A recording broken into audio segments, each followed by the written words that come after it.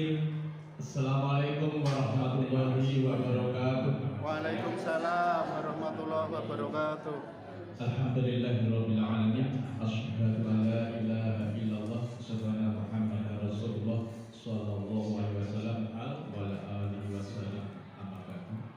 Kawan-kawan saya, Bapak Ibu guru, keluarga saya di sini mengambil khusus Ibu Abogati dan manfaat dari calon guru penggerak dari sekolah kita yang saya hormati pula.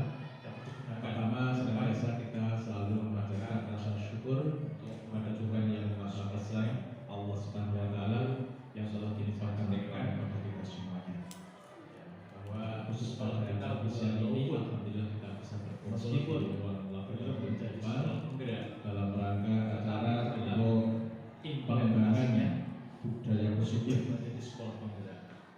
Program saya guru penggerak angkatan ke-7 minggu kemarin di 3 Sulawesi. Ada kurang lebih pertama sekolah saya ucapkan MP Negeri selamat kepada Guru Gati ke sekolah kita dalam rangka alhamdulillah untuk mendapatkan kita semuanya sebagai pengertian guru penggerak dapatkan dan nama insyaallah akan tentunya saya berbagikan sedang mengembangkan sekolah tentang ilmu administrasinya pengalaman khususnya sebagai guru penggerak kepala dan juga dalam rangka menuju pada layan kepala sekolah. Karena saat ini itu baru proses perjalanan dan alhamdulillah guru penggerak yang dari sekolah-sekolah yang kami mengharapkan adalah kontribusi dari sekolah kita dan budaya di sekolah ini itu untuk mendapatkan bisa mudah menggerakkan kawan-kawan kita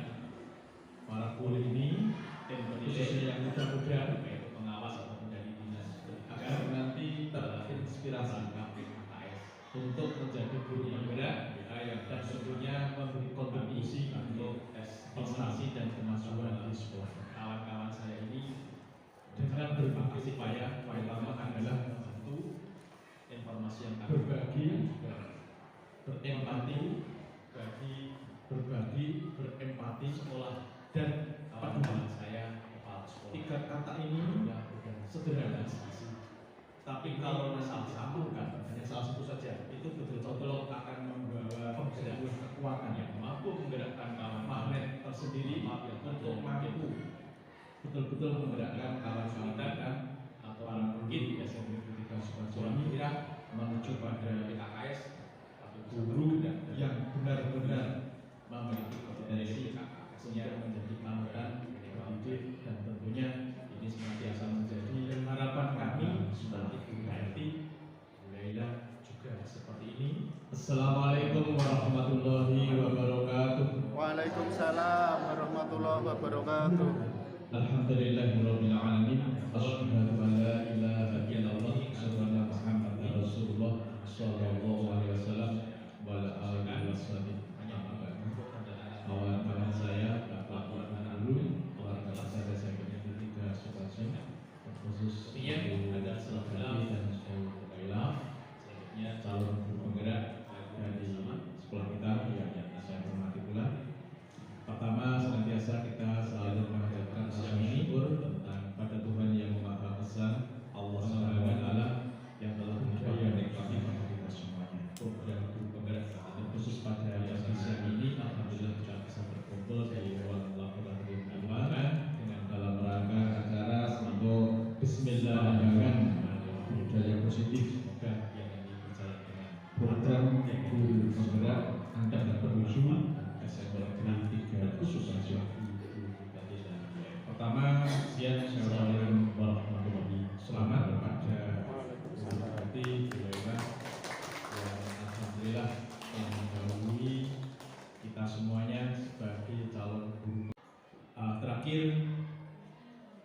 ucapan terima kasih pada kawan-kawan saya agar nanti bisa mengikuti acara ini sampai paripurna dan tentunya monggo disiapkan segala hal agar nanti dalam mengikuti acara ini bisa hikmat dan bisa mengambil inti ataupun manfaat dari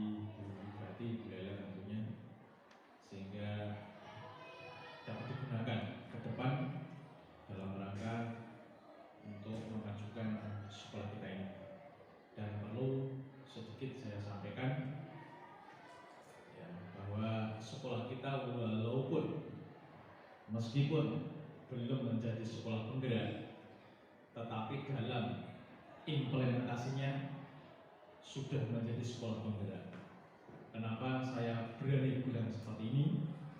Minggu kemarin itu ada kurang lebih 24 sekolah SMP negeri yang berkunjung ke sekolah kita dalam rangka untuk mendapatkan pengertian, mendapatkan pengalaman. Tentunya saya berbagi sebagai kepala sekolah tentang administrasi sekolah, khususnya administrasi kepala sekolah dalam rangka penilaian kepala sekolah atau PKKS. Dan alhamdulillah dari sekolah-sekolah yang sudah tindak ke sekolah kita dan kami berbagi itu mendapatkan kemudahan dalam penilaian oleh tim penilai, baik itu pengawas ataupun dari dinas pendidikan dalam rangka PKKS. Ini banyak WA yang masuk pada kami sebagai testimoni bahwa kawan-kawan saya ini mengucapkan terima kasih dan file-file kami sangat membantu. Informasi yang kami bagikan juga membantu bagi sekolah kawan-kawan saya, kepala sekolah, tentunya bidang administrasi. Ini salah satu, hanya salah satu saja contoh penggerak yang mampu menggerakkan kawan-kawan. Mohon maaf yang tadinya mungkin mendapatkan kesulitan ataupun mungkin kurang gairah dalam menghadapi PKKS, tapi bisa tergerak dan alhamdulillah nilai PKKS-nya juga minimal baik. Ini sebagai salah satu contoh dan harapan kami nanti Bu Bugati, Bu Laila juga seperti ini, betul-betul mampu menggerakkan kawan-kawan untuk bisa menjadi guru yang benar-benar guru penggerak. Adapun kegiatan ini kami tidak bisa menunggui karena masih ada urusan yang harus saya selesaikan. Banyak itu menumpuk tanda tangan, terutama dari laporan anak yang outing kelas yang hari ini harus saya selesaikan. Demikian, ada salah khilaf, saya mohon maaf. Selanjutnya monggo kita ikuti bersama untuk kegiatan dari kegiatan pada pagi siang ini tentang pengembangan budaya positif program guru penggerak angkatan ke-7 di SMA Negeri 3 Sukoharjo. Saya buka ya. Kami buka dengan ucapan basmalah. Bismillahirrahmanirrahim. Semoga kegiatan ini berjalan dengan lancar, tiada apapun dan bermanfaat bagi sekolah kita, terkhusus bagi guru PKJ dan lain. Sekian, assalamualaikum warahmatullahi wabarakatuh. Waalaikumsalam.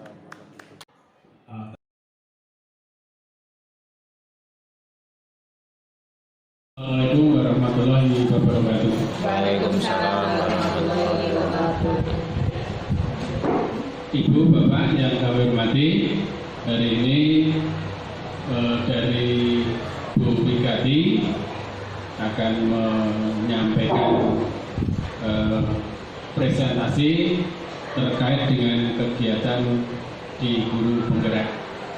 Nah, untuk itu yang pertama saya ucapkan terima kasih pada Ibu Bigati yang dalam hal ini sudah berhasil di dalam seleksi guru penggerak, dan mudah-mudahan kegiatan yang akan dilaksanakan diimbaskan pada panjenengan di dalam guru penggerak ini nanti dapat menginspirasi Bapak Ibu semuanya, khususnya untuk kemajuan di dalam meningkatkan terutama proses pembelajaran mutu pendidikan di SMP Negeri 3 Sukoharjo. Untuk itu mari kita ikuti dari kegiatan Ibu Wigati ini. Mudah-mudahan kita dapat mengambil manfaatnya dan juga dari Ibu Wigati sendiri bisa mengembangkan di dalam proses pembelajaran yang lebih maju. Saya kira dari saya cukupkan dan waktu kami kembalikan pada Bu Wigati. Monggo.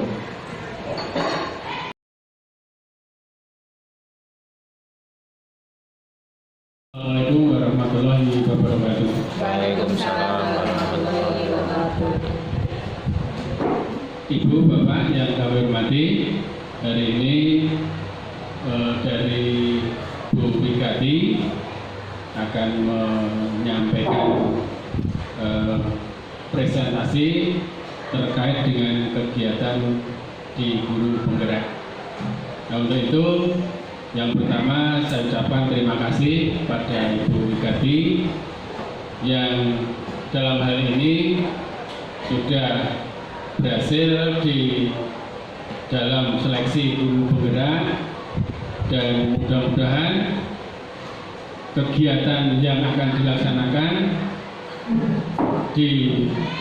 diimbaskan pada panjenengan di dalam Guru Penggerak ini nanti dapat menginspirasi Bapak Ibu semuanya, khususnya untuk kemajuan di dalam meningkatkan terutama proses pembelajaran mutu pendidikan di SMP Negeri 3 Sukoharjo.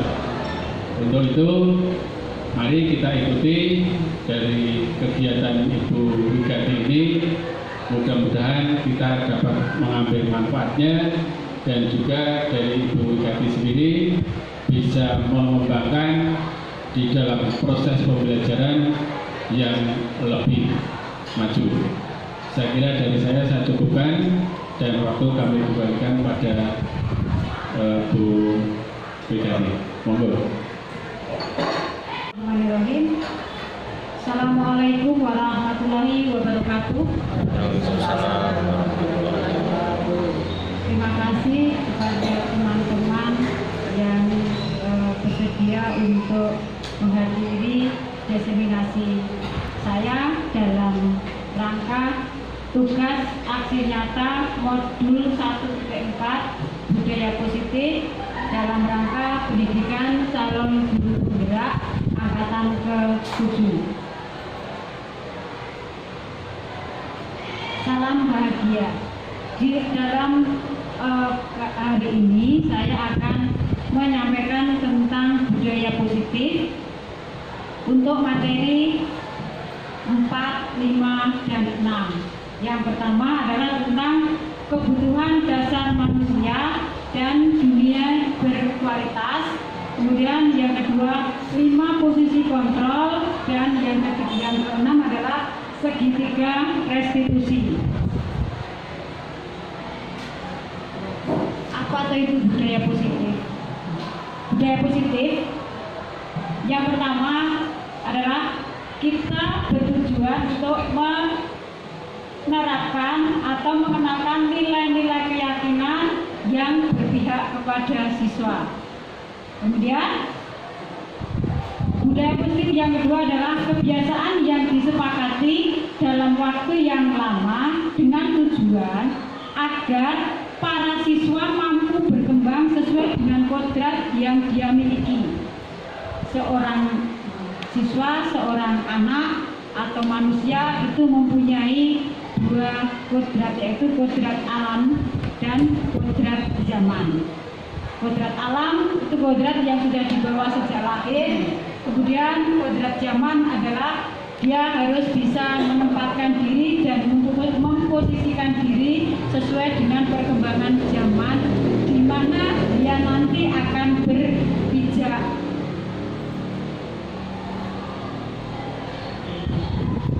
Kita ke kebutuhan dasar manusia. Mungkin dulu ketika di SD yang masih saya ingat, kebutuhan manusia itu hanya sandang, pangan, dan papan. Itu kalau tidak salah dalam pelajaran IPS. Nah, sekarang setelah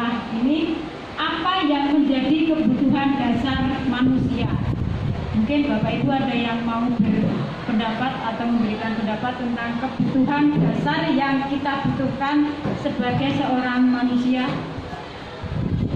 Monggo.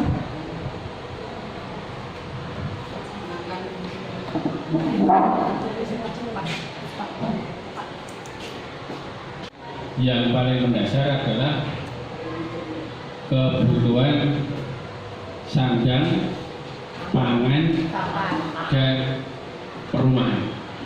Itu yang paling mendasar. Kemudian kebutuhan yang berikutnya itu ada kebutuhan sekunder. Kebutuhan sekunder karena di situ yang kita inginkan hanya kebutuhan dasar. Ya, dasarnya ya tadi sandang, pangan, dan perumahan. Itu aja Bu Gati.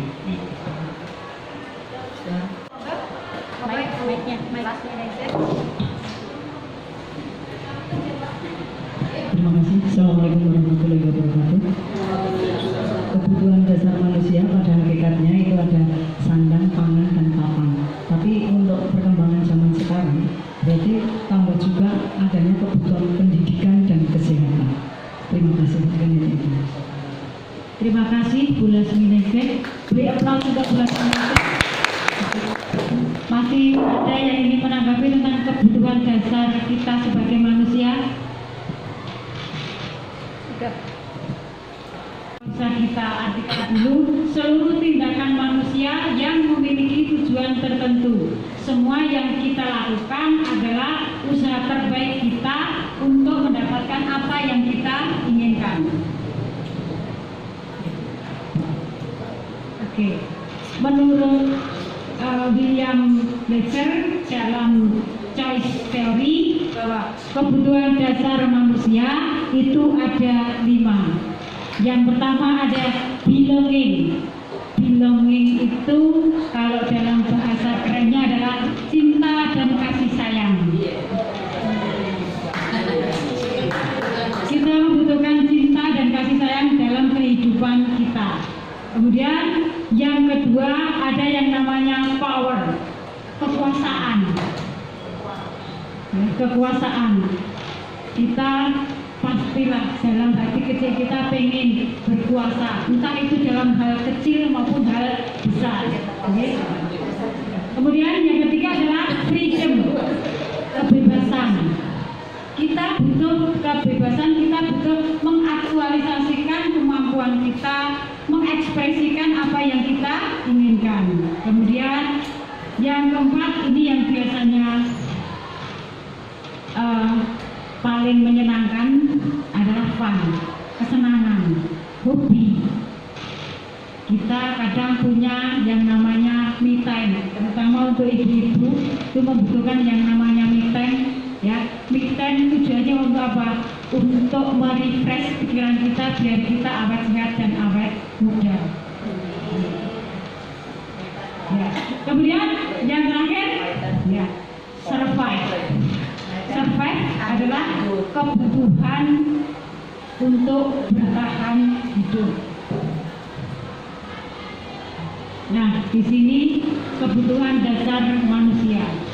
Kebutuhan dasar manusia yang pertama survive, bersifat fisiologis untuk bertahan hidup. Misalnya tentang tadi Lasmi Negek sudah menjelaskan tentang kesehatan, yang penting. Kemudian papan atau rumah. Kemudian termasuk makan, itu adalah kebutuhan yang paling dasar. Termasuk apa? Kebutuhan biologis. Kebutuhan biologis seperti apa? Ya, kita terjemahkan sendiri-sendiri. Kebutuhan biologis banyak. Senyum itu juga termasuk kebutuhan biologis. Ya, yang selanjutnya adalah power, kekuasaan. Ya. Power adalah kekuatan untuk mencapai sesuatu, menjadikan kompeten, kemudian terampil, dan diakui atas prestasi dan keterampilan yang kita punya, prestasi yang sudah kita torehkan.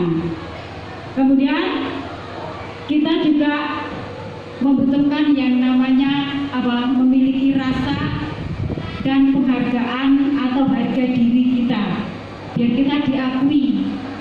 Ini loh saya, Itu adalah kekuatan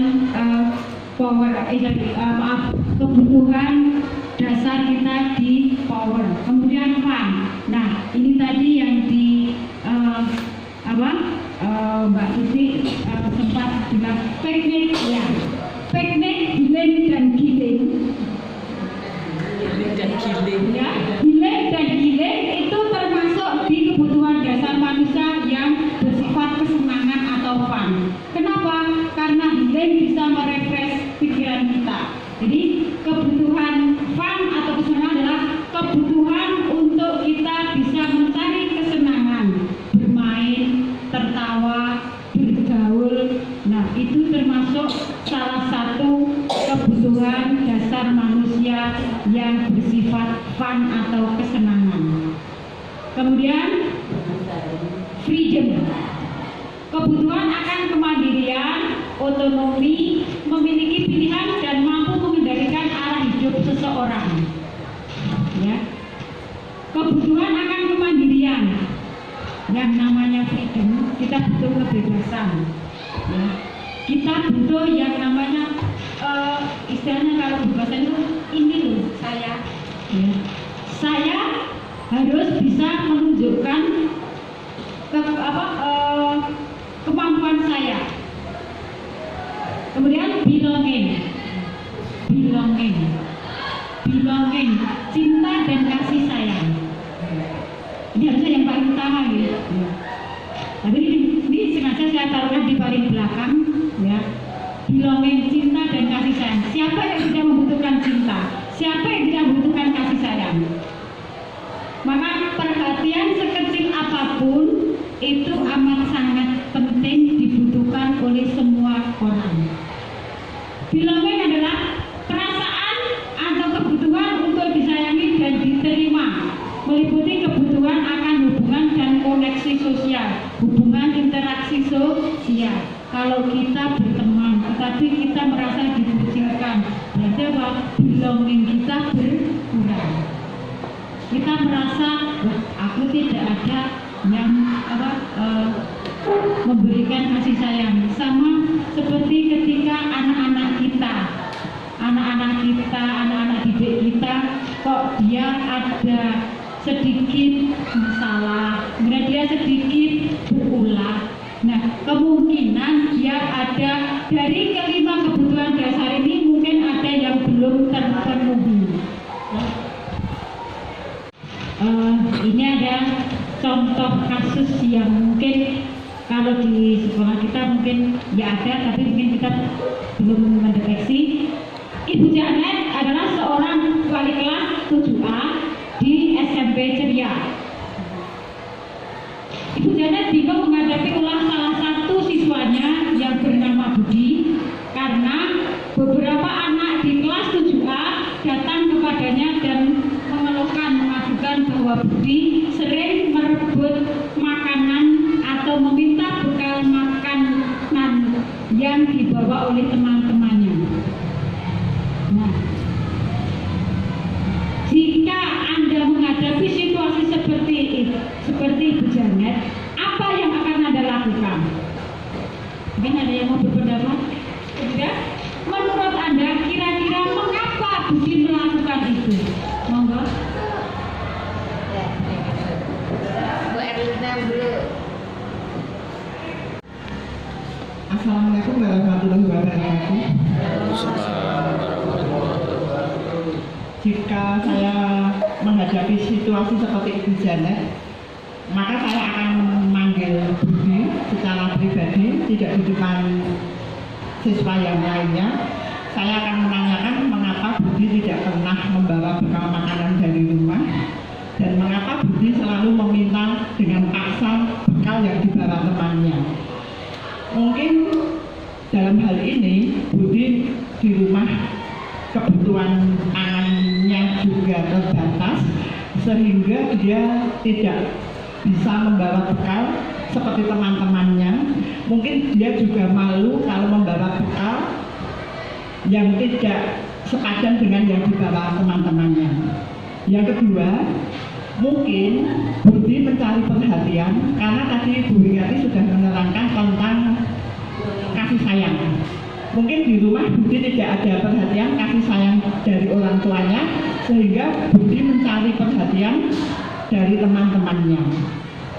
Biar Budi diperhatikan oleh teman maupun bapak ibu guru yang ada di sekolah. Demikian jawaban dari kami. Ada salahnya mohon maaf. Wassalamualaikum warahmatullahi wabarakatuh. Silakan Pak Winarto.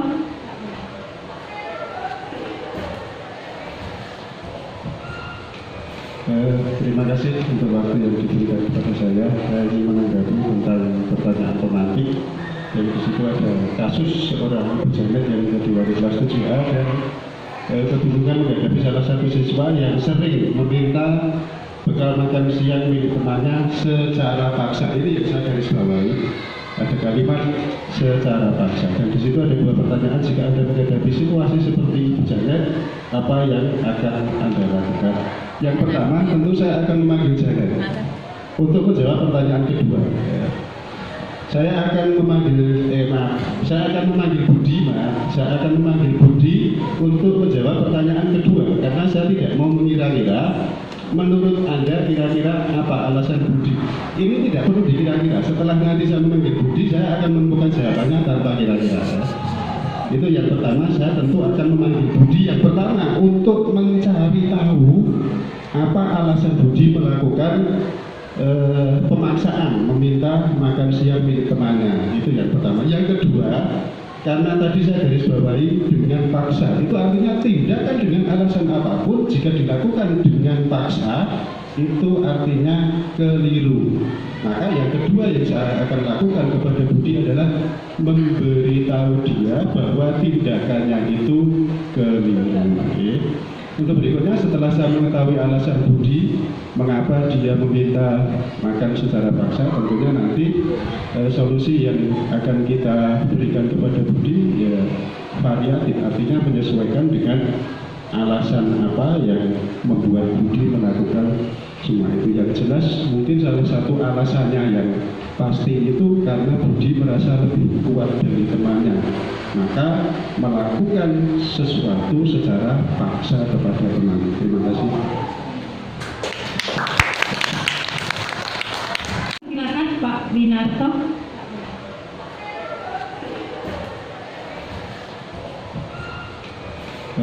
Terima kasih untuk waktu yang diberikan kepada saya. Saya ingin menanggapi tentang pertanyaan tematik. Yang di situ ada kasus seorang pejabat yang menjadi wali kelas 7A dan kebingungan menghadapi salah satu siswa yang sering meminta bekal makan siang milik temannya secara paksa. Ini yang saya garis bawahi. Ada kalimat secara paksa. Dan di situ ada dua pertanyaan. Jika Anda menghadapi situasi seperti itu, Janet, apa yang akan Anda lakukan? Yang pertama, tentu saya akan memanggil Janet untuk menjawab pertanyaan kedua. Saya akan memanggil Budi, saya akan memanggil Budi untuk menjawab pertanyaan kedua, karena saya tidak mau mengira-ngira. Menurut Anda kira-kira apa alasan Budi? Ini tidak perlu dikira-kira. Setelah nanti saya memanggil Budi, saya akan menemukan jawabannya tanpa kira-kira. Itu yang pertama, saya tentu akan memanggil Budi yang pertama untuk mencari tahu apa alasan Budi melakukan pemaksaan meminta makan siang milik temannya. Itu yang pertama. Yang kedua, karena tadi saya garis bawahi dengan paksa, itu artinya tindakan dengan alasan apapun jika dilakukan dengan paksa itu artinya keliru. Maka yang kedua yang saya akan lakukan kepada Budi adalah memberitahu dia bahwa tindakannya itu keliru. Untuk berikutnya, setelah saya mengetahui alasan Budi mengapa dia meminta makan secara paksa, tentunya nanti solusi yang akan kita berikan kepada Budi ya variatif, artinya menyesuaikan dengan alasan apa yang membuat Budi melakukan semua itu. Yang jelas mungkin salah satu alasannya yang pasti itu karena Budi merasa lebih kuat dari temannya, maka melakukan sesuatu secara paksa kepada teman. Terima kasih.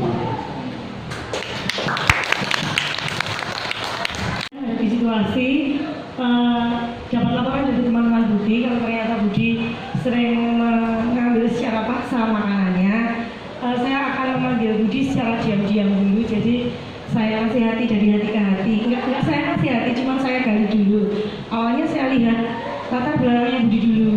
keluarga apa gitu, kira-kira apa memang dari keluarga yang sangat kurang atau sangat minus gitu.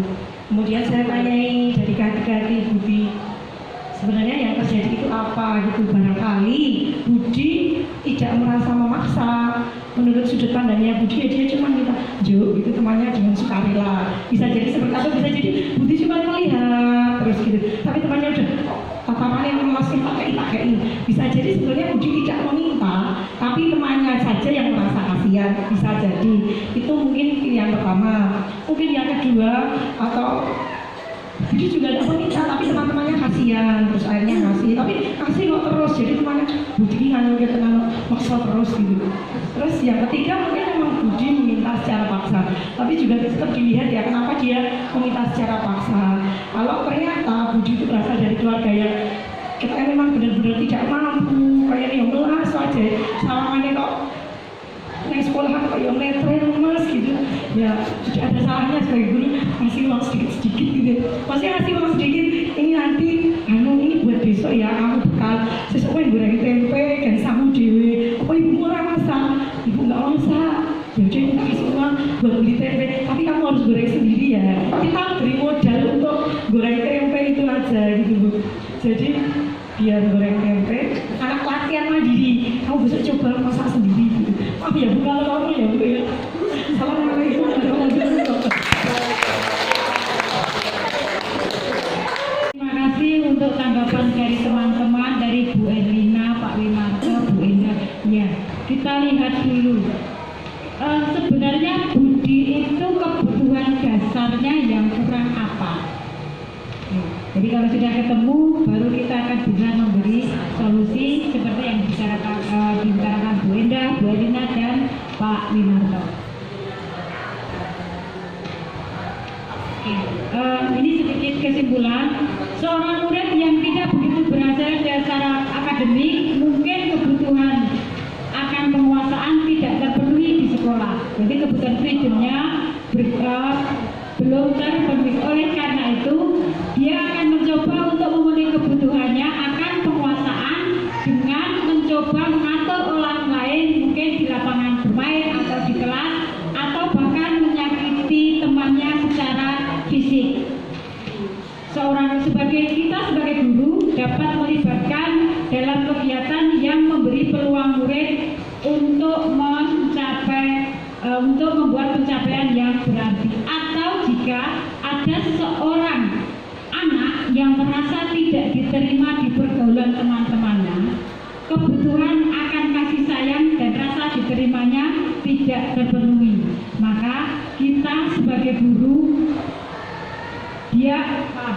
oleh karena itu dia mungkin memiliki satu teman dan memisahkan diri dengan yang lain.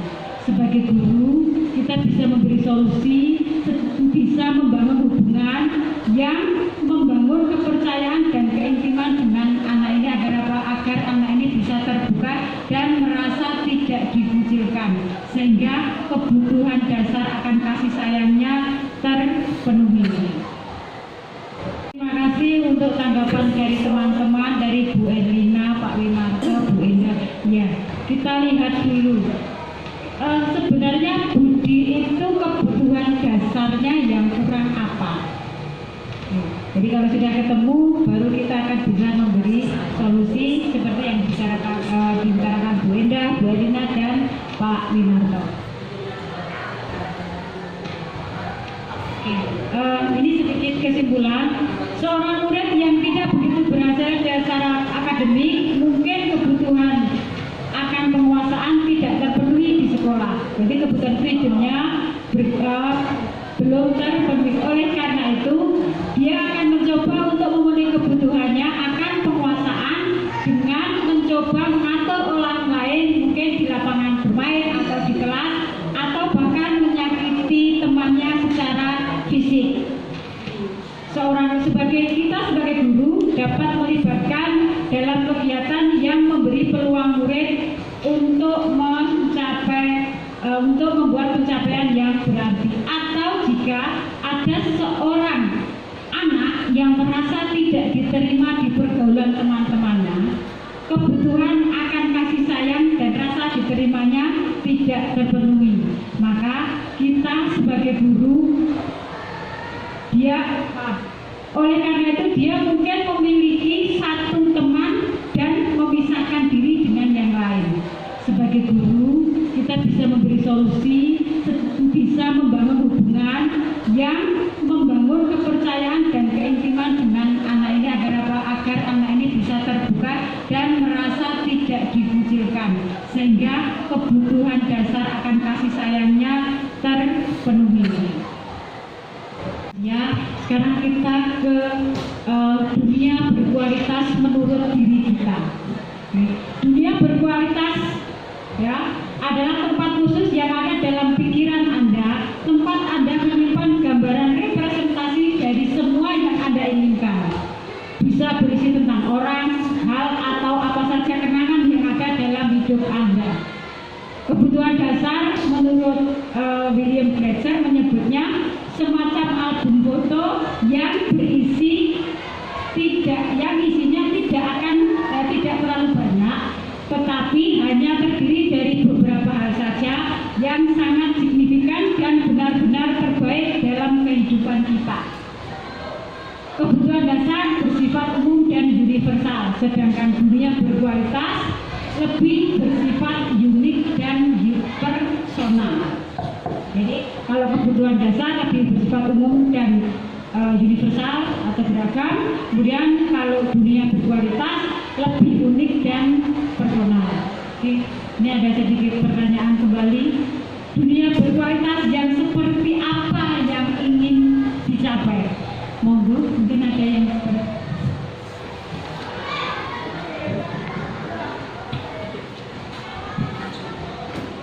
Bismillah, terima kasih waktunya Bu Widati. Assalamualaikum warahmatullahi wabarakatuh.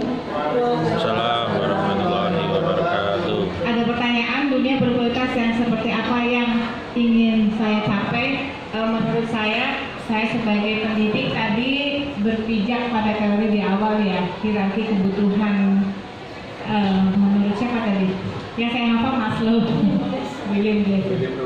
Oke, kurang lebihnya sama ya. Iya. Kita mengaktualisasikan diri berdasarkan atau meminat atau membuat persepsi yang basicnya adalah teori tersebut itu sangat bagus.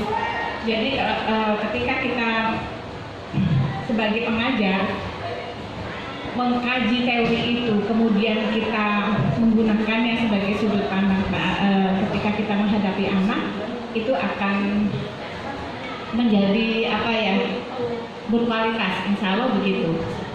Kemudian yang secara pribadi tentunya sebagai pendidik itu ada kayak semacam bahasa Cina apa yin yang ya, keseimbangan kebutuhan atau perspektif yang diterapkan dalam hidup dia itu antara dunia dan akhirat, karena kita sebagai orang yang beriman mesti begitu. Insya Allah kalau 2 poin tadi dipakai, itu yang pengen saya capai. Menurut saya itu berkualitas. Terima kasih. Masih ada, silakan. Terima kasih untuk waktu yang diberikan. Saya ingin menanggapi tentang dunia berkualitas yang seperti apa yang ingin dicapai. Ini maksudnya menurut persepsi pribadi. Dunia berkualitas yang seperti apa yang ingin dicapai. Ini saya kategorikan menjadi 2 hal. Yang pertama ada dalam jangka pendek, yang kedua jangka panjang. Kalau kita berbicara jangka pendek berarti cukup di kehidupan yang sekarang, dan kalau kita berbicara jangka panjang berarti sampai kepada kehidupan yang abadi. Yang pertama, dunia berkualitas yang ingin saya capai dalam jangka pendek maupun jangka panjang itu sebetulnya hanya satu hal dulu ya. Yang pertama yaitu adalah selalu merasa bahagia. Tetapi untuk bisa selalu merasa bahagia ini tidak mudah. Ada hal yang perlu dilakukan dalam jangka pendek dan ada hal yang untuk dilakukan jangka panjang. Kalau jangka panjang jelas seperti tadi yang disampaikan oleh Ibu Ratih, bahwa harus ada keseimbangan antara orientasi kehidupan dunia dan kehidupan setelahnya.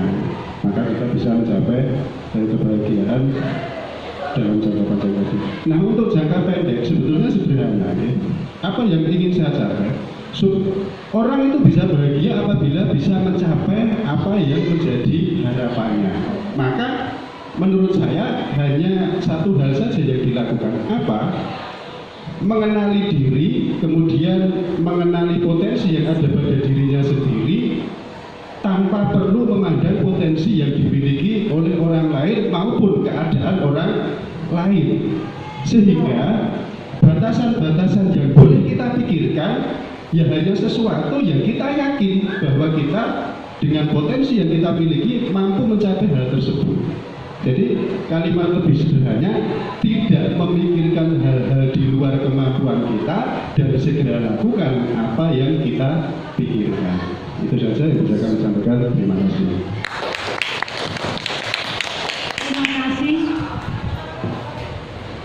Terima kasih, bagus sekali tanggapan dari Ibu Ratih dan Ibu Bapak Winarto tentang dunia berkualitas. Dunia berkualitas saya, ini untuk pendapat saya adalah tempat khusus yang ada dalam pikiran saya, tempat saya menyimpan gambaran representasi dari semua yang saya inginkan dan bisa berisi orang dan hal apa saja yang terbaik menurut hidup saya dan terpenuhinya kebutuhan dasar hidup saya.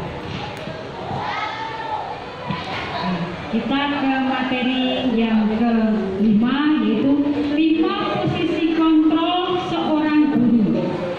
Seorang guru itu punya 5 posisi kontrol. Yang pertama adalah kita sebagai penghukum. Kemudian yang kedua, kita terkadang bisa sebagai pembuat rasa bersalah. Yang ketiga, kita juga bisa memposisikan sebagai teman untuk anak-anak kita. Kemudian kita juga bisa memposisikan sebagai pemantau. Dan yang terakhir adalah kita sebagai manajer bagi anak-anak kita dalam mendidik. Kemudian yang keempat, guru memposisikan sebagai pemantau. Pemantau, kita bertanggung jawab atas perilaku orang-orang yang kita awasi. Dalam hal ini karena kita guru berarti anak didik kita. Posisi pemantau berdasarkan pada peraturan-peraturan dan konsekuensi. Dengan menggunakan sanksi atau konsekuensi, kita dapat memisahkan hubungan pribadi kita dengan murid sebagai seorang yang menjalankan posisi pemantau. Contoh misalnya kata-kata yang bisa diucapkan, sanksi atau konsekuensinya apa kalau kamu seperti ini? Apa yang telah kamu lakukan? Apakah seperti itu benar? Apakah benar tindakanmu? Biasanya kata-kata yang bisa kita pakai kalau kita memposisikan diri kita sebagai pemantau. Kemudian yang terakhir adalah posisi manajer, yaitu posisi di mana seorang guru berbuat sesuatu dengan muridnya dan mempersilahkan muridnya itu mempertanggungjawabkan perilakunya, mempertanggungjawabkan apa yang sudah dia buat, mendukung murid agar dapat menemukan solusi atas permasalahan yang dia hadapi. Contoh misalnya kata yang bisa terucap, apa yang akan kamu lakukan jika kamu apa yang akan kamu lakukan untuk memperbaiki ini? Atau apakah besok ada kendala ketika kamu akan datang tepat waktu? Atau misalnya untuk ketika tidak menggunakan seragam, seragamnya apakah sudah rusak? Itu bisa dipakai untuk seorang guru yang memposisikan sebagai manajer. Dampak yang ada dari masing-masing kontrol, setiap kontrol itu punya dampak sendiri-sendiri. Dan dampak yang pertama, sebagai penghukum, guru berbuat menghardik, menunjuk, kemudian menyindir. Nah, kata-kata yang bisa keluar dari situ adalah kalau kamu tidak melakukan, awas ya, rasakan. Nah, hasilnya seorang murid akan memberontak dan menyalahkan atau mungkin malah berbohong.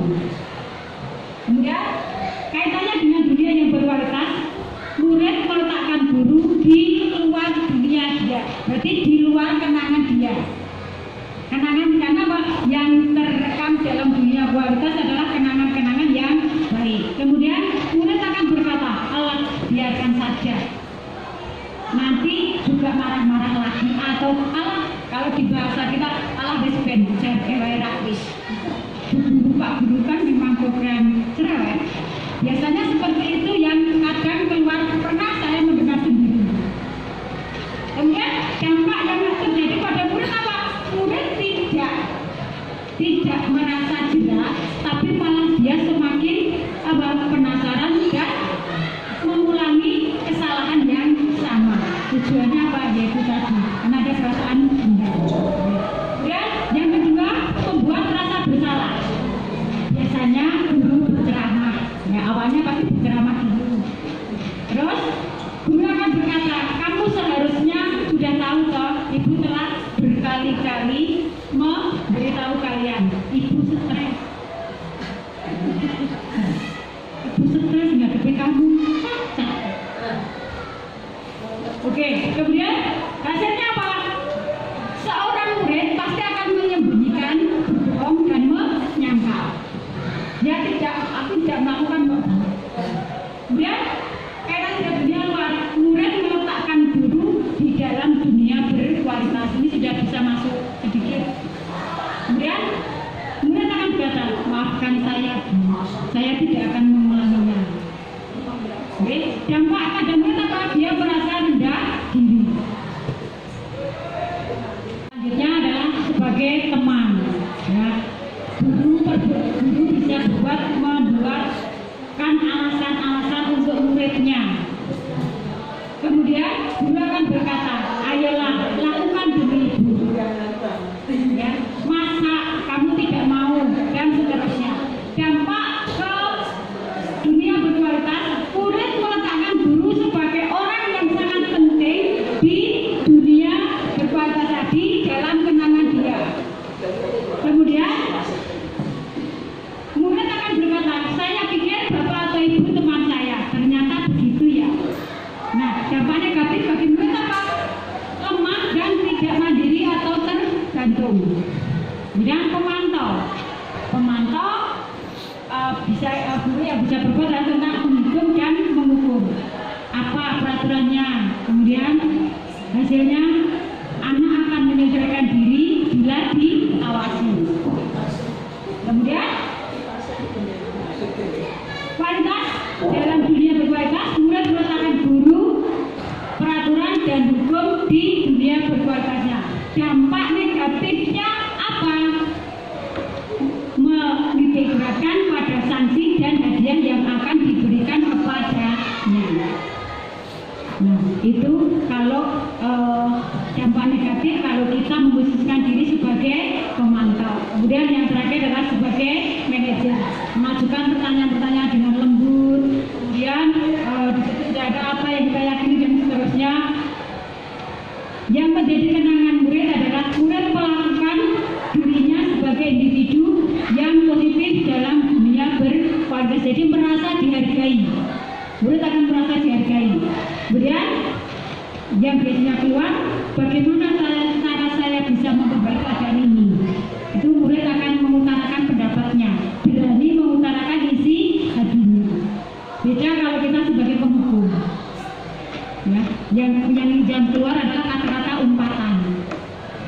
Kemudian dampak positifnya, seorang murid akan bisa mengevaluasi bagaimana dia cara memperbaiki dirinya, bagaimana cara dia akan mempertanggungjawabkan segala perbuatannya.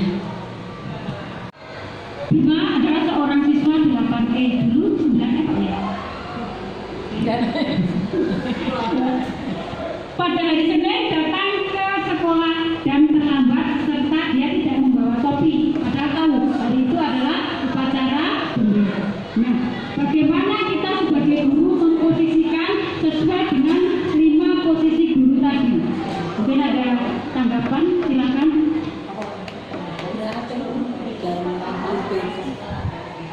Jadi di 5 posisi kita sebagai penghukum, pembuat rasa bersalah, kita juga bisa sebagai teman atau sebagai pemantau ataupun sebagai manajer. Oke, monggo silakan Bu Enda. Apa wae sih, Non? kali teman penghukum apa?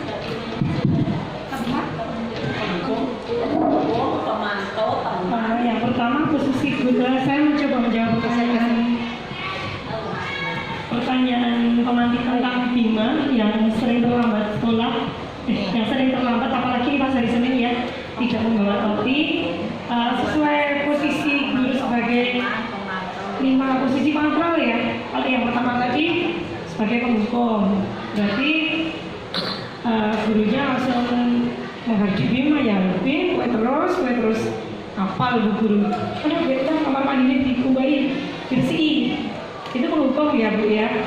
Kemudian yang kedua membuat merasa bersalah. Bima saya dekati, kemudian saya tanyain, ya Allah Bim, kamu gak sakit sama bu guru toh? Terus bu guru kedepian coba ngadepi kowe, bu guru kesel ngadepi kowe. Itu yang kedua membuat Bima merasa bersalah. Terus Bima, maafkan ibu ya, maafkan bu guru, maafkan saya bu, gitu. Itu Bima. Terus kemudian yang ketiga Teman. Sebagai teman. Gimana ya bu yang sebagai teman ya? Oh nanyain gitu ya, nanyain. Gimana bu? Iya. Kamu kenapa sih nanggung nih topi ini? Terus digowo ya topi ini ya, lali lagi. Iya bu, lupa. Jadi memposisikan sebagai sahabat, sebagai teman-teman, tidak ada penghakiman di situ. Terus kemudian yang keempat, pemantau. Gimana Bu Rati bisa dibantu? Yang pemantau saya lupa tadi. Gimana Bu Titi pemantau? Kamu tahu kan sanksinya apa kalau tidak tahu topi? Banyak kok Bu Rati aja silakan. Saya lupa. Gimana yang keempat sama yang kelima? Bagi tugas kita kan. Ini saya manajernya loh. Posisinya kelima. Posisi yang kelima, yang keempat sama yang kelima gimana Bu? Kalau yang keempat tadi apa sih? Sebagai pemantau. Pemantau itu kamu tahu ya, kalau sanksi. Membicarakan sanksi dengan anak. Enggak bawa topi, sanksinya berdiri. Ya, itu seperti itu. Kemudian yang kelima, manajer. Manajer itu mengatur. Apa yang kamu lakukan untuk memberikan solusi, menanyai tentu ya, prosesnya seperti itu. Ini kayaknya yang paling ideal manajer ya Bu ya? Iya. Menurut saya seperti itu. Ditanyain dulu, kenapa kamu sering tidak membawa topi, penyebabnya apa. Setelah ketemu penyebabnya, kita pastikan bahwa itu adalah penyebab yang benar, karena anak kadang nggak real ngomongnya gitu ya. Memastikan dulu itu, kemudian kita cari solusi bersama-sama. Misalnya kalau sering hilang, ceroboh atau anaknya ceroboh, kita bisa kasih solusi, misalnya taruh di tas, jangan dikeluarkan. Jadi jangan pernah mengeluarkan topi dari tas. Setelah dipakai langsung masukkan. Jadi ketika kita bongkar buku, tidak ikut dikeluarkan. Mungkin itu salah satu solusi untuk yang ceroboh. Kalau anaknya tidak punya uang atau hilang dan tidak bisa membeli kembali, tentu ini kita ajari anak untuk nabung dan membeli lagi, ngisi ke uang jajan dia gitu ya. Tapi seringnya lebih praktis beliin payung uangnya dulu. Lebih baik dari sekitar ini. Tapi sebenarnya anak dirangsang dengan uangnya sendiri, biar anak manajemen sendiri. Seperti itu mungkin Bu, menurut saya. Maaf nih. Yang paling bagus posisi kontrol itu kan manajer ya Bu ya. Cuma saya itu bingung, maksudnya kalau kita sebagai manajer posisi kontrol yang kelima, kita juga sebagai teman itu bisa nggak Bu? Gimana Bu Widati? Terima kasih Bunda. Apakah kita, misalnya kita memposisikan diri kita sebagai manajer, kita tidak boleh posisikan sebagai teman? Boleh. Ya. Kita memang 5 posisi itu ada pada diri kita.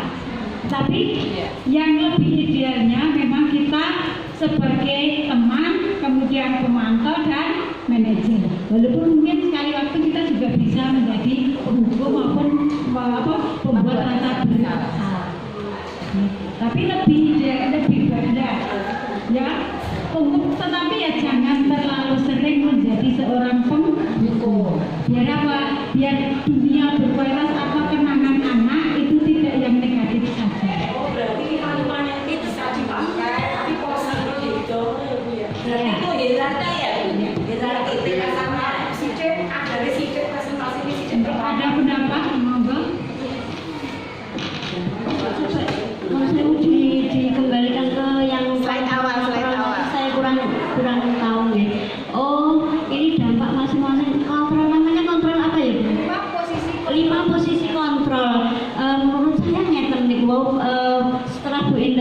sebelum Bu Indah menanyakan apakah harus terpisah, itu tadi di benak saya itu juga terbesit seperti ini Bu. Itu 5 posisi kontrol guru ada tingkatannya tadi dari apa tadi? Dari penghukum, kemudian pembuat rasa bersalah, kemudian pemantau, yang keempat adalah apa tadi? Oh, teman dulu, kemudian pemantau, dan yang terakhir adalah manajer. Saya pikir begini juga, bagaimana kita sebagai seorang guru bisa mengontrol posisi kita dan sesuai porsi yang kesalahan yang dilakukan oleh peserta didik. Jadi sehingga kelima-limanya kita bisa gabung, bisa kita mix dalam satu tindakan kita untuk namanya apa ya, mengadili siswa atau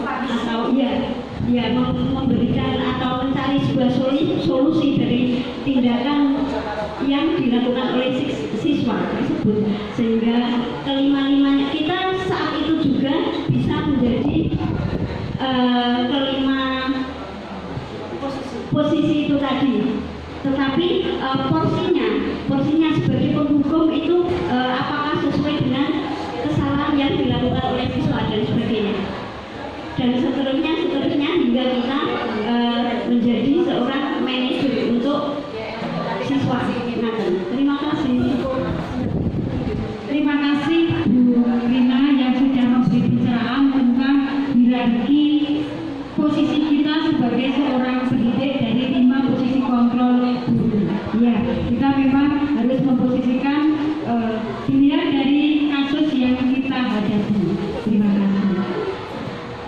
Segitiga restitusi, menurut Diane Gosen dalam bukunya Restitution Restructuring School Disiplin tahun 2001 telah merancang sebuah tahapan untuk memudahkan guru dan orang tua dalam memproses menyiapkan anak untuk melakukan restitusi yang disebut segitiga restitusi atau restitution triangle. Apa itu restitusi? Ya, restitusi adalah suatu proses menciptakan kondisi bagi murid untuk memperbaiki kesalahan sehingga mereka kembali kepada kelompok mereka dan mempunyai karakter yang lebih kuat. Jadi tidak minder. Ini adalah segitiga restitusi. Ada 3 langkah. Yang pertama adalah menstabilkan identitas. Kemudian yang kedua adalah validasi tindakan yang salah, dan yang ketiga menanyakan keyakinan. Dalam menstabilkan identitas, setiap orang pasti pernah melakukan kesalahan. Dan kamu bukanlah satu-satunya yang pernah melakukan kesalahan ini. Itu ketika kita menggali agar anak itu tidak, istilahnya tidak minder atau tidak kita statuskan dulu, ya, kita tanya dulu. Kemudian untuk yang validasi tindakan kesalahan, kamu tentunya punya alasan mengapa kamu melakukan ini, ya. Kemudian adakah cara yang lebih baik untuk mendapatkan apa yang kamu butuhkan? Itu salah satu kalimat-kalimat yang bisa kita ucapkan, kita berikan ketika kita menghadapi siswa agar dia tidak, tadi seperti kata berarti, terlalu down ketika menghadapi suatu kasus atau suatu permasalahan. Kemudian menanyakan keyakinan. Oke, anak, kamu ingin menjadi orang yang seperti apa sih? Kamu pengen apa toh? Ya. Kemudian yakin. Kemudian kita membuat keyakinan di kelas seperti yang kemarin materi yang sudah disampaikan saudara tentang keyakinan kelas. Stabilkan identitas, yaitu untuk membuat anak merasa gagal karena berbuat salah menjadi positif terhadap dirinya. Berbuat salah merupakan bagian dari sebuah proses pembelajaran. Kata-kata yang bisa kita ucapkan sebagai guru, yaitu berbuat salah itu adalah hal yang manusiawi.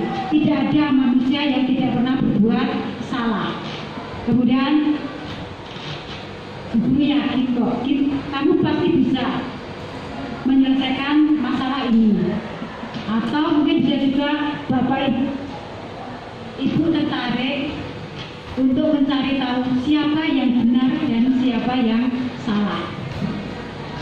Kemudian atau kita juga bisa menguatkan hati mereka. Kalau kamu menyalahkan dirimu sendiri terus, apakah kamu bersikap baik terhadap dirimu sendiri? Kalau kamu berbuat seperti itu, berarti kamu merendahkan diri kalian sendiri. Itu adalah beberapa kalimat yang bisa kita ucapkan ketika kita mencoba untuk menstabilkan atau memberi rasa pede pada anak itu untuk mengutarakan apa yang dia rasakan. Kemudian segitiga diskusi yang terakhir adalah tentang keyakinan kelas. Anak melihat kesalahannya dihubungkan dengan norma sosial dan nilai-nilai yang mendasari manusia dalam berinteraksi dengan orang lain. Apa yang kita percaya sebagai kelas atau keluarga?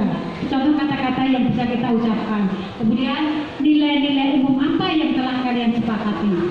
Kemudian bayangan kita tentang kelas dan ideal itu seperti apa? Nah, kita tanyakan dulu. Kemudian kamu mau jadi orang yang seperti apa? Itu adalah contoh-contoh kalimat-kalimat yang bisa kita ucapkan ketika kita akan membuat sebuah keyakinan di kelas. Ini ada sedikit pertanyaan dari peristiwa di dalam kelas pada saat jam istirahat. Ada anak yang bermain bola mengenai jendela, kemudian jendela tersebut jatuh dan pecah. Bagaimana tindakan kita sesuai dengan tadi segitiga restitusi? Apa yang akan kita lakukan? Mungkin ada yang mau menanggapi? Ya, diulangi. Ya, diulangi yang di segitiga restitusi tadi ada 3 macam segitiga restitusi.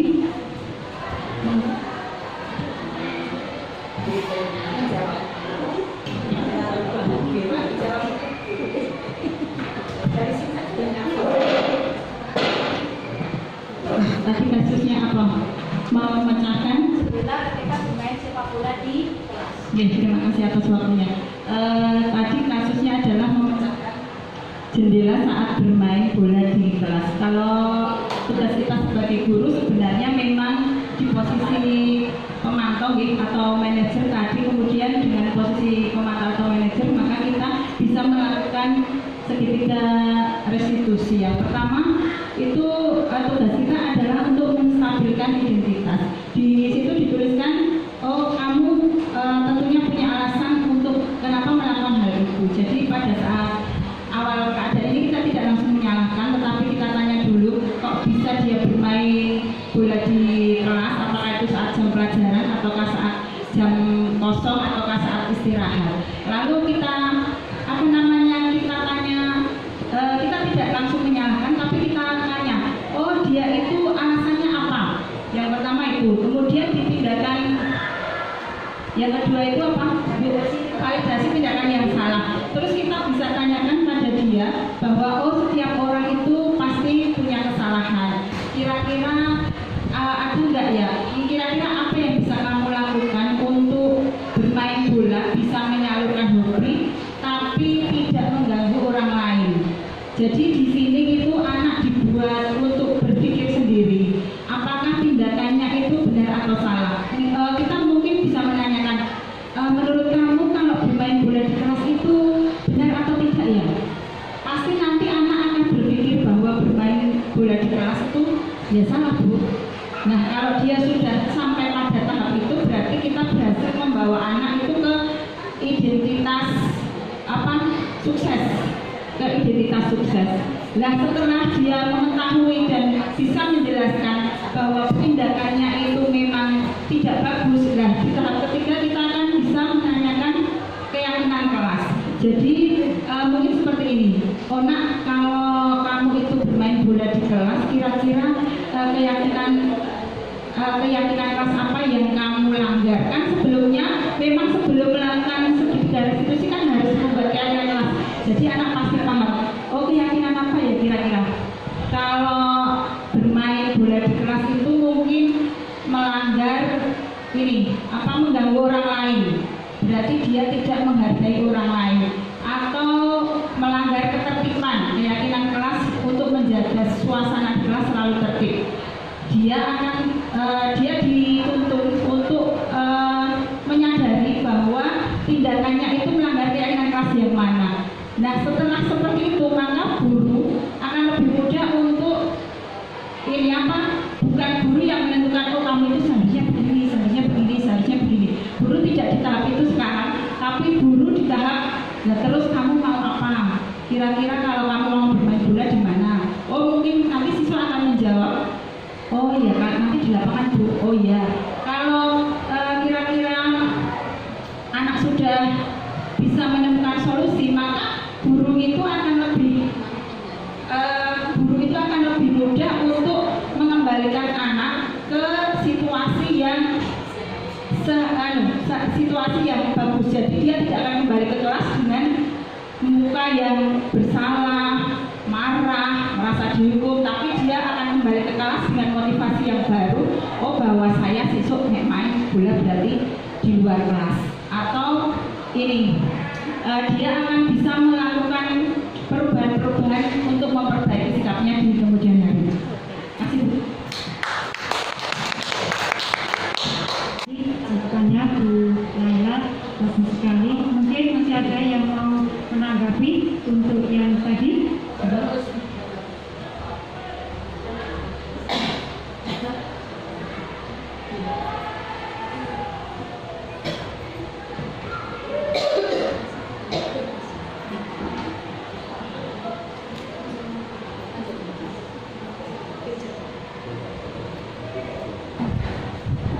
Ini contoh beberapa pertanyaan intervensi yang bisa kita berikan kalau kita memposisikan diri sebagai pemantau ataupun sebagai manajer.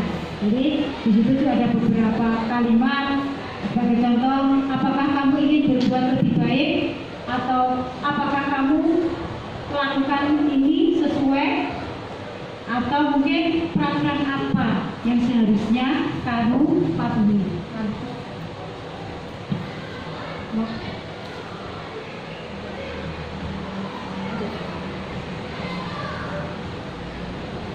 Kita ke penerapan budaya positif sedikit dari sisi yang dulu pernah saya terapkan di kelas saya. Ini ada kasus di kelas 7C pada saat itu jamnya Bu Titi ya, karena Bu Titi sakit, kemudian ada jam kosong, dan Rino mengajak teman-temannya untuk bermain sepak bola.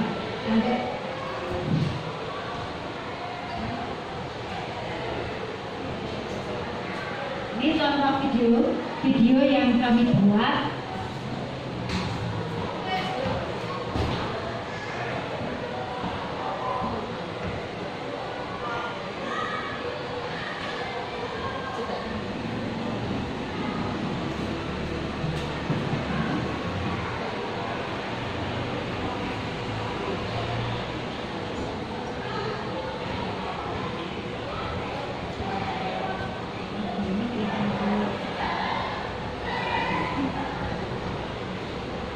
Ya, keras sinyalnya juga agak lelah. Lanjut aja, Bu Naya.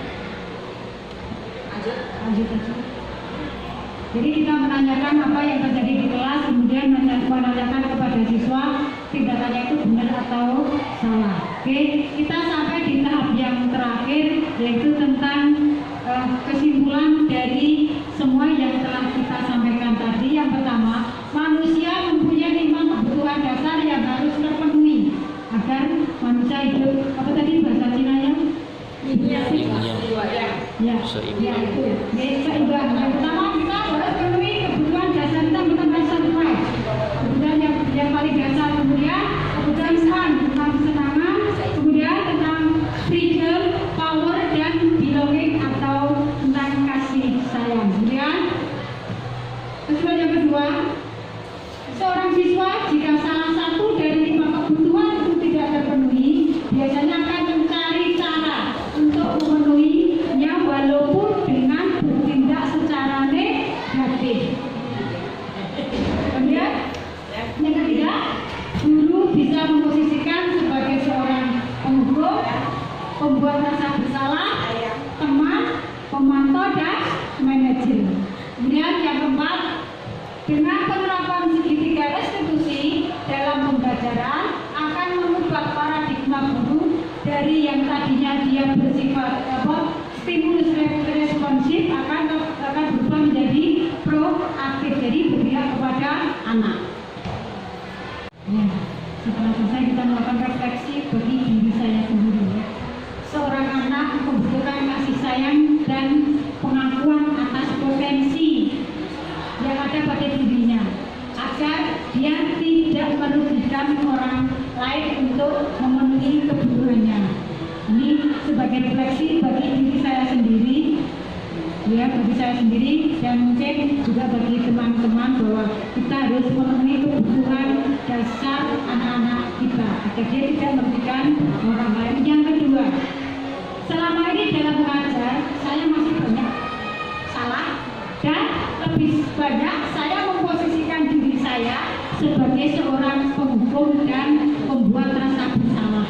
Ya, selama ini memang ya saya akui, terkadang kalau kita sebagai penghukum itu puas, padahal itu adalah akan membawa dampak negatif bagi seorang anak. Kemudian yang ketiga, saya akan berusaha untuk menjadi pendidik yang baik dan yang akan membuat anak lebih nyaman dalam pembelajaran sehingga dia akan lebih bersemangat.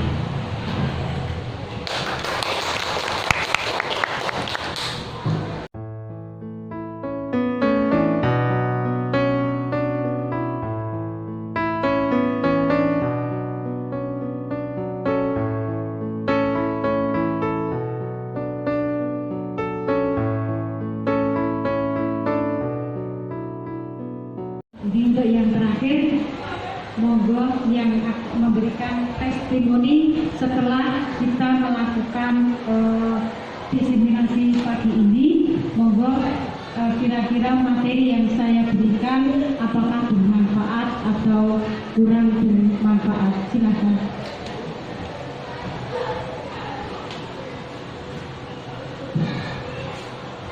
Bismillahirrahmanirrahim. Assalamualaikum warahmatullahi wabarakatuh.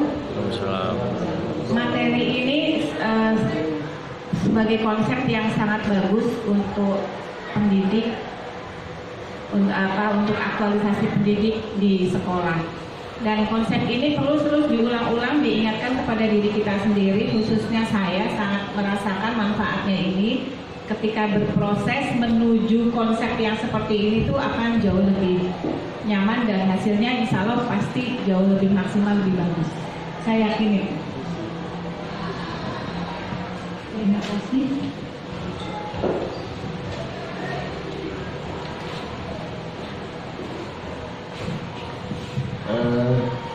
Materi yang beliau disampaikan ini sangat bermanfaat sekali bagi kami sebagai seorang pendidik, sehingga nanti bisa dalam posisi kontrol sebagai seorang guru terhadap siswa itu bisa, harapannya bisa seperti yang tadi beliau disampaikan, sehingga ketika porsi kesalahan yang dilakukan oleh siswa itu seberapa besar dan kita perlu mengambil tindakan dalam posisi kontrol seperti apa, itu kami lebih paham dan lebih mengerti dengan disampaikan oleh tadi. Terima kasih. Jadi terima kasih saya diberi kesempatan untuk mengikuti diseminasi hari ini. Saya tambah wawasan, tambah pengetahuan yang sebenarnya saya itu malas baca. Akhirnya saya mau tidak mau saya mengikuti tayangan atau slide dari Bu tadi yang membacanya, dan insya Allah saya tambah ilmu. Terima kasih, sangat bermanfaat.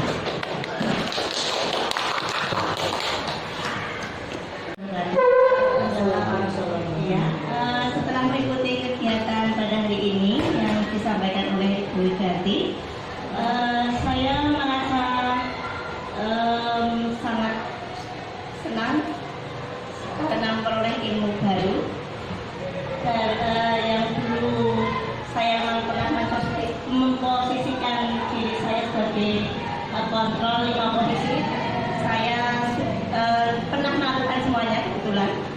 Dan ternyata yang paling bagus adalah sebagai manajer, di mana memang itu menurut saya memang yang paling sulit untuk dilakukan oleh saya. Ya. Kemudian saya akan melakukan hal-hal yang telah disampaikan Bu dari tadi, sebagai posisi kontrol yang terbaik tadi sebagai pemantau, teman, dan manajer. Insya Allah akan saya lakukan sehingga nanti anak-anak didik saya akan lebih baik dan tidak mengulangi kesalahan yang sama. Terima kasih Bu Wigati telah memberi ilmu pada saya dan bermanfaat sekali.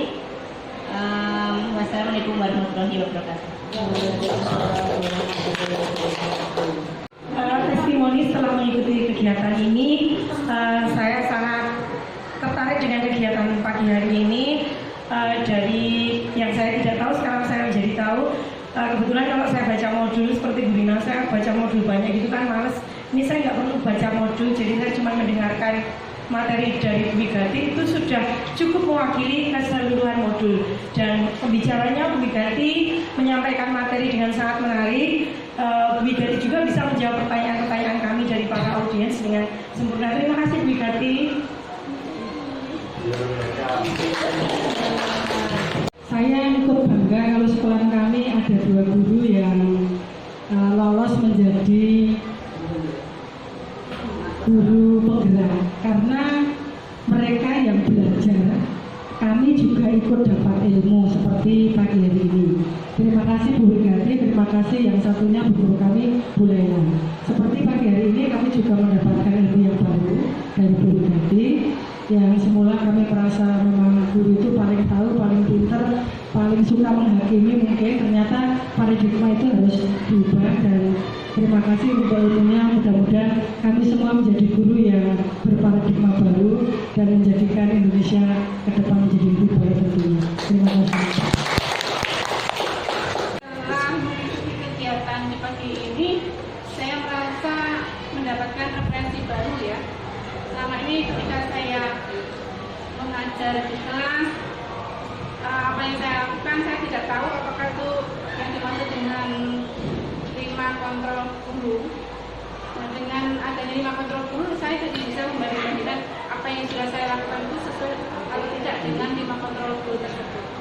Terima kasih kepada Bu Wigati telah memberikan ilmunya kepada kami semua sehingga saya bisa belajar dari Bu Wigati melalui kegiatan ini. Sekian dari saya. Assalamualaikum warahmatullahi wabarakatuh.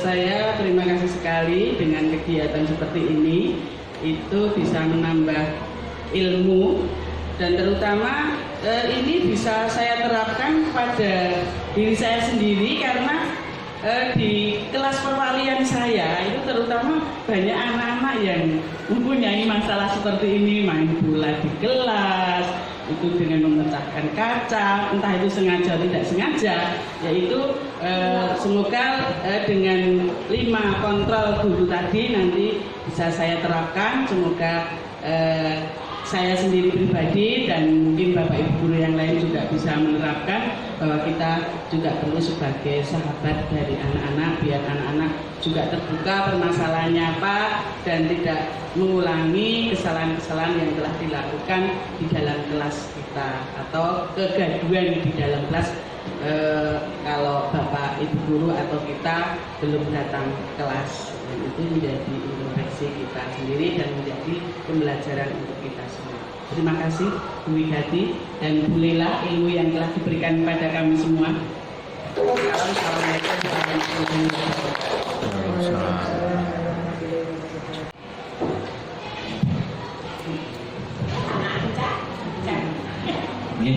Assalamualaikum warahmatullahi wabarakatuh. Waalaikumsalam. Perkenalkan, nama saya Revi Agus. Kebetulan saya mengajar pendidikan agama Islam di sekolah ini. Dan untuk testimoni yang akan saya sampaikan, terima kasih Bu Widati dan Bu Laila atas ilmu yang sudah diberikan tentang posisi guru. Ya, kebetulan untuk pengalaman saya yang sudah saya lakukan sebagai guru, ini saya kebanyakan baru melakukan dua kontrol. Yang pertama sebagai hukum dan yang kedua sebagai pemberi rasa bersama. Nah, ternyata masih ada beberapa kontrol lagi. Nah, semoga setelah aksi nyata ini kami sebagai guru bisa melaksanakan maksimal. Itu saja testimoni dari kami. Assalamualaikum warahmatullahi wabarakatuh. Atas partisipasi dan waktu yang telah Bapak Ibu luangkan untuk mengikuti diseminasi dari saya tentang aksi nyata untuk materi budaya positif. Terima kasih. Wassalamualaikum warahmatullahi wabarakatuh.